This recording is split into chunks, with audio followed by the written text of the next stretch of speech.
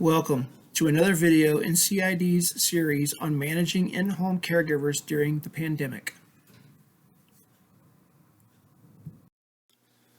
The Center for Independence of Individuals with Disabilities. CID is a nonprofit agency run by and for people with disabilities in order to help individuals be more independent so they can have more control over their own lives. We serve San Mateo County, but we are one of 28 centers for independent living around California. As a center run by and for people with disabilities, we are experienced in helping our consumers to navigate and manage having caregivers. Many of us rely on caregivers to come into our homes to allow us to live independently. The COVID-19 pandemic introduced challenges to caregiving that none of us saw coming. That is why CID created this video series called Managing In-Home Caregivers During the Pandemic. This is the second of a series of 3 videos where we will be addressing some of the most commonly raised questions and concerns around receiving care during the pandemic. We are going to start off with a basic question. Can my caregiver keep coming to my home to care for me even during shelter in place? The answer is yes.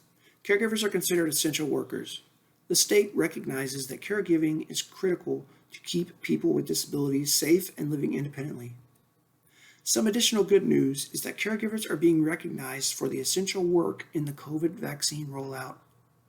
As of recording, IHSS caregivers are eligible to receive the vaccine as well as family members with a letter from the regional center or medical provider stating that they care for a household member with a disability.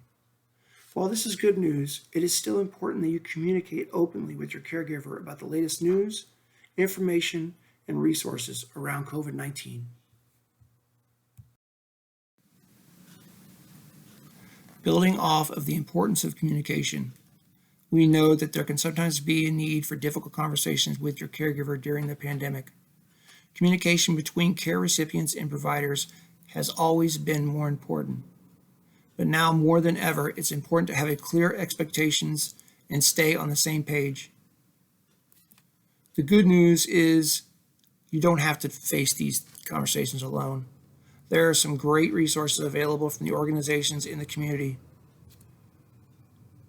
We highly recommend one that's linked in the description that was put together by Senior and Disability Action and hand in hand with tips on communication.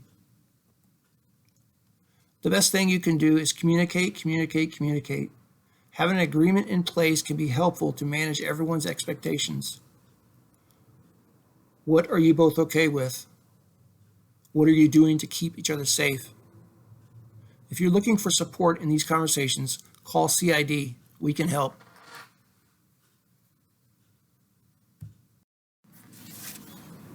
In these conversations, it's important to be prepared for what you hope will not happen.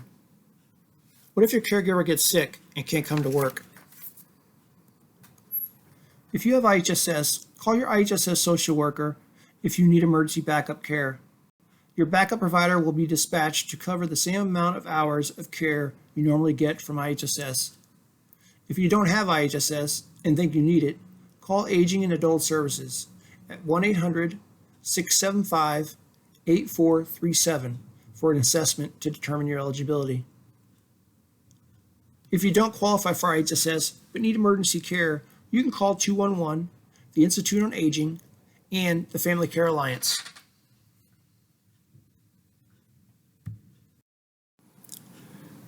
We hope that this video was helpful and answered some of your questions around receiving care during COVID-19. We know that everyone's experience is unique and one video cannot answer all questions. Please click to check out the other videos in this series. Additionally, please visit our website at www.cidsanmateo.org/CIDcares for more information on all CID's COVID-19 pandemic-related resources, or give. Our team is here to answer your questions and provide support.